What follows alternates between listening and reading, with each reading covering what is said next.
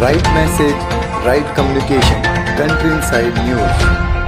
नमस्कार, आप देख रहे हैं समाचार एजेंसी कंट्री इनसाइड का डिजिटल प्लेटफॉर्म। आज विश्व अस्थमा दिवस है और अस्थमा दिवस पर पारस हॉस्पिटल के सीनियर डॉक्टर प्रकाश सिन्हा ने इसके कारण क्या है और निदान क्या है, दोनों विषय पर मीडिया को संबोधित किया है। सुनिए डॉक्टर प्रकाश कुमार सिन्हा क्या बोल रहे हैं पारस हॉस्पिटल से सीधे लाइव। लोगों को जागरूकता देना होता है कि पहले की अस्थमा क्या है और ये कैसे होता है, क्यों होता है, किन किन लोग को होता है, इसके डायग्नोसिस के उपाय क्या है, क्या किस तरह से इसको हम लोग बताते हैं कि हाँ ये बीमारी आपको है, फिर इसका इलाज क्या है। तो विश्व अस्थमा दिवस के उपलक्ष्य में यही कहेंगे कि अस्थमा बहुत ही एक गंभीर बीमारी है। अगर इसे ठीक से ट्रीट नहीं किया गया तो अगर ठीक से ट्रीट किया गया तो अस्थमा बिल्कुल ही ट्रीट होती है। इसको बिल्कुल क्योर नहीं कर सकते हैं, क्योरेबल डिजीज़ ऐसा नहीं है। हाँ, जो लोग दवा रेगुलर लेते रहते हैं, प्रिवेंशन जो हम लोग बताते हैं इसको प्रिकॉशन वगैरह सब लेते रहते हैं, तो बिल्कुल अपने घर में अच्छी तरह से सुरक्षित रहते हैं। सर, मेडिकल जगत की सर कितनी बड़ी उपलब्धि है अस्थमा को लेकर, कितना सफल हुआ है इस इलाज को लेकर सर? देखिए, वर्ल्ड का 10% पॉपुलेशन जो है इस बीमारी से जूझ रहा है। तो इसमें क्या है कि उपलब्धि तो है, अच्छी उपलब्धि इसलिए है कि अभी बहुत सारे नए नए मेडिसिन आ गए हैं। पहले मेडिसिन था नहीं, कुछ वैसा मेडिसिन नहीं था। इधर कुछ नए नए मेडिसिन आए, नए नए मॉलिक्यूल्स आए हैं और उन लोगों का बहुत ही अच्छा रिस्पॉन्स मिल रहा है। हम लोग जो पेशेंट का जो देख रहे हैं, पेशेंट का जो उनका जो भी हम लोग डायग्नोस्टिक टेस्ट कर रहे हैं, उसका जो भी हम लोग इलाज कर रहे हैं, जो दवाई दिया जा रहा है इनहेलर्स के फॉर्म में, ओरल टैबलेट्स के फॉर्म में, वो सब बहुत ही अच्छा एक रिस्पॉन्स मिल रहा है। सर, कितने लोग इंडिया में सर इस डिजीज से प्रभावित हैं लगभग, विशेषकर पटना में? सर, पटना में बहुत सारे लोग हमारे पेशेंट हैं, बहुत सारे लोग प्रभावित हैं। क्यों है इसका बहुत सारा रीज़न है। रीज़न ये है कि यहाँ जितना पोल्यूटेड इन्वायरमेंट पर रहेंगे उतना जल्दी आपका लंग इफेक्ट होगा। सबसे पहले लंग के अंदर में जो सांस की नली है, जिनको हम लोग ब्रोंकस बोलते हैं, पहले वो इफेक्ट होता है। उसके बाद आपका लंग पेरेन्काइमा इफेक्ट होता है। तो जब तक आपका ब्रोंकस बचा हुआ है, आपका अस्थमा का अटैक आपको जल्दी नहीं होगा। इसके लिए बहुत सारे उपाय हैं। आपको सब उपाय का आप लोग को जिन्हें आज़मा की परेशानी है, जिन्हें दमा की परेशानी है, उस उपाय को उन लोग को देखना पड़ेगा और उस हिसाब से उन लोग ज़िंदगी जीना। अगर अच्छी तरह ज़िंदगी जीना है तो जितने भी प्रिकॉशंस बताए गए हैं, जो इनहेलर्स बताए गए हैं, वो सही समय पर सही तरीके से लेना अनिवार्य है। सर, देखा जाता है कि ट्रीटमेंट के साथ साथ पेशेंट के लिए अवेयरनेस भी जरूरी है। तो अवेयरनेस के लिए सरकार और मेडिकल फील्ड सर क्या कर रही है?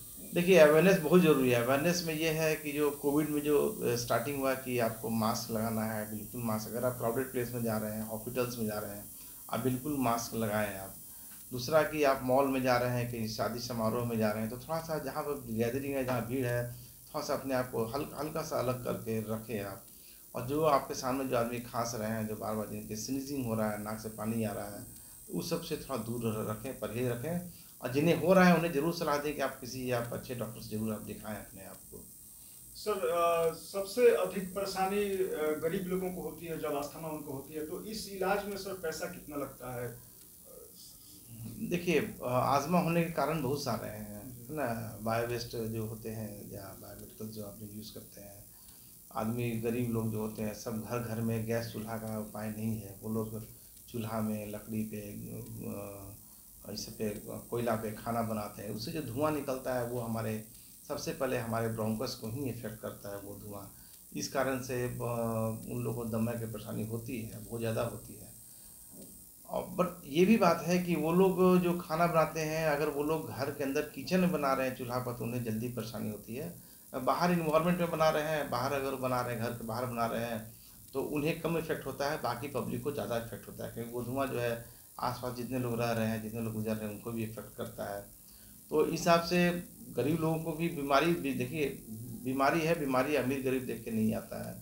बीमारी में अगर आप अपने आप को प्रिकॉशन नहीं लिए, अपने आप को बचाव नहीं किए, तो किसी को भी हो सकता है, किसी भी समय हो सकता है। और आज़मा में क्या है, दमा में क्या है, ब्रोंकियल अस्थमा में क्या है कि ये ट्रिगरिंग फैक्टर बहुत काउंट करता है। ऐसा नहीं कि आप डस्ट है, पॉल्यूशन है, उससे ही आपको केवल होता है। इसोनोफिलिक आज़मा भी होता है, बहुत सारे एक्सरसाइज इंड्यूस आज़मा होता है, जो एक्सरसाइज करने से, ज़्यादा एक्सरसाइज करने से भी सांस फूलता है ना। फिर कार्डियक आज़मा भी होता है। तो बहुत सारे आज़मा की बहुत सारी वैरायटी हैं, तो सब वैरायटी को ध्यान में रखते हुए हम लोग को इलाज करना पड़ता है। सर, आजकल के युवाओं को ये जो आजमा की बीमारी है, होते हैं तो वो लोग जिम जाना स्टार्ट करते हैं, वैसे लोगों को कैसे इससे बचना चाहिए, कैसे? देखिए जो लोग जिम जाते हैं अच्छी बात है, जिम आप जाइए, बट अपने बॉडी स्ट्रक्चर को ध्यान में रख के आप जिम जाएँ। बॉडी स्ट्रक्चर ध्यान रखने का मतलब है कि आप जिम ज्वाइन करने पर जरूर अपने एक निकट जो डॉक्टर से सलाह जरूर लें कि आपके बॉडी का लंग्स कैसा है, रिब्स कैसा है, क्योंकि आजमा में जिम में क्या होता है कि आपका हैवी एक्सरसाइज होता है, आपका हार्ट का कंडीशन क्या है, तो ये सब जिम अगर आप ज्वाइन करें तो हर एक 6-6 महीना के हिसाब से आपको चेक कराते रहना चाहिए। आपके वर्टेब्रल बॉडीज़ कैसे हैं, बहुत से मैंने पेशेंट देखे हैं जो कि जिम ज्वाइन किए, हैवी एक्सरसाइज किए, उनका रीढ़ का हड्डी जो है वो टेढ़ा हो गया या फेफड़ा फूट गया। अभी एक पेशेंट हमारे बेंगलोर में है, उनका वहीं जिम हैवी जिम कर रहे थे और मात्र 28-29 साल एज है, उनका लंग फूट चुका है, उनको जो हम लोग स्पॉन्टेनियस न्यूमोथोरैक्स बोलते हैं उसे।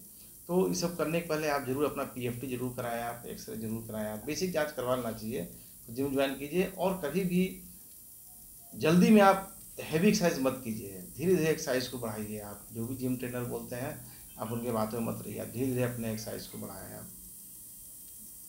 सर इस बीमारी के क्या कुछ लक्षण हैं, कैसे कोई पता करे कि उन्हें अस्थमा बीमारी हो गई? देखिए बीमारी के लक्षण ये है कि आपका सांस फूलना, सांस जो फूलता है, अगर आप चल रहे हैं थोड़ा सा, आप चल रहे हैं तो सांस फूल रहा है, थोड़ा सा आप अगर नहा रहे हैं तो सांस फूल रहा है, तो हम लोग समझ लेते हैं कि इन्हें दमा की बीमारी हो सकती है। उसमें हम लोग क्या करते हैं कि अगर उसके साथ में अगर आपका सीटी बज रहा है, गले में अगर आप खांस रहे हैं, बोल रहे हैं, सांस ले रहे तेजी में, तो आपका सीटी से आवाज़ आ रही है, तो समझ लेते हैं कि आपकी सांस नली सिकुड़ रही है। तो इसमें बुला के पेशेंट को आला लगाते हैं, आला लगाने पर देखते हैं कि गले से या फेफड़े से सीटी से आवाज़ मिल रहा है कि नहीं मिल रहा है, जिसको वीज बोलते हैं, रोंकाई बोलते हैं हम लोग। तो अगर वो रोंकाई वगैरह मिलता है, अभी दोनों तरफ लंग के दोनों तरफ, चेस्ट के दोनों तरफ अगर मिल रहा है, तो फिर उसका हम लोग पीएफटी कराते हैं। पीएफटी कराते हैं और भी कुछ ब्लड टेस्ट है वो कराते हैं, एक्सरे कराते हैं। उसके बाद हम लोग आते हैं कि सही में ये आजमा है। और दूसरा क्या है कि ये रिवर्सिबिलिटी हम लोग चेक करते हैं पीएफटी में। एक बार बिना दवा के दिए फिर दवा दे के देखते हैं कितना आपको इफेक्ट पड़ा है, क्योंकि ये लार्ज एयरवेज का डिजीज़ है ब्रोंकियल आजमा, और जो स्मॉल एयरवे डिजीज़ होता है वो सीओपीडी बोलते हैं। या आजमा को अगर आप अनट्रीटेड रहे, नहीं ट्रीट कर पाए, कंट्रोल ठीक से नहीं हो पाया, तो वो लास्ट में जो आपका एयरवे, लास्ट एयरवेज है वो आपको रिमॉडलिंग हो जाता है, जो कि इंटरमिटेंट आजमा या खराब आजमा की कैटेगरी में आता है वो चीज़। Sir last question, sir youth को क्या मैसेज देना चाहिएगा इस डिजीज को लेकर? देखिए इस डिजीज़ को लेकर यूथ को यही मैसेज देंगे, अगर आप स्मोक करते हैं तो आप या तो बिल्कुल बंद करें या स्मोक कम करें, और कभी भी smoke over crowded, over populated space में नहीं करें। दूसरा जो बहुत लोग पैसिव स्मोकर्स होते हैं, जो बगल के दोस्त सिगरेट पी रहे हैं वहाँ बैठे हुए हैं, आप कभी भी आप इस बीमारी के आप दायरे में आ सकते हैं। आप उतने ही आप इन्वाइटी हैं जितना कि स्मोकर्स हैं। दूसरा क्या है कि अगर आप क्राउडेड प्लेस में इस सब जगह में जा रहे हैं तो मास्क जरूर लगाएं आप।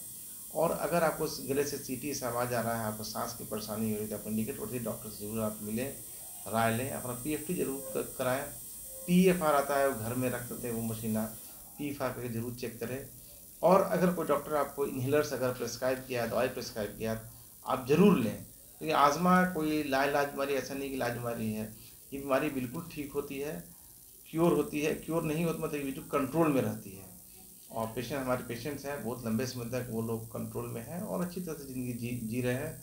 और किसी भी हिल स्टेशन में अगर आप जाते हैं तो आप अपना इन्हेलर्स वगैरह ज़रूर आप रखें, वहाँ पे कभी भी ठंड के प्रकोप से कभी आपका सांस फूल सकता है। तो इन्हेलर्स लें आप, बहुत तरह के इन्हेलर्स आ गए हैं, नए नए इन्हेलर्स आ गए हैं, ज़रूर उसका उपयोग करें और तरीका जरूर जानें। इन्हेलर्स लेने से नहीं होता, उसका तरीका होता है, कैसे आप ले रहे हैं, किस टाइम ले रहे हैं, कितने देर तक सांस को होल्ड करना है, सब उसमें लिखा रहता है, आप जरूर उसको फॉलो करें। सर एक आखिरी सवाल है कि इस बीमारी से पीड़ित लोग अपने खान पान में क्या परिवर्तन करें और अपने लाइफस्टाइल में क्या बदलाव करें? देखिए अगर आपको ये बीमारी अगर हो गई है तो खान पान में है कि आप कभी भी ज़्यादा स्पाइसी चीज़ आप यूज़ नहीं करें और कभी भूखे पेट ना रहें, लंबे समय तक भूखे पेट नहीं रहें। आप टाइम से आप नाश्ता ज़रूर करें और फल वगैरह ज़रूर खाएं आप।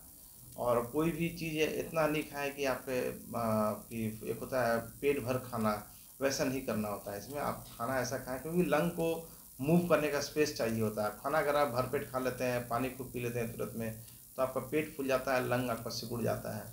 तो खाना लिमिट तरीके से खाएं और तरीके से खाएं, सारा खाना अलाउ होता है।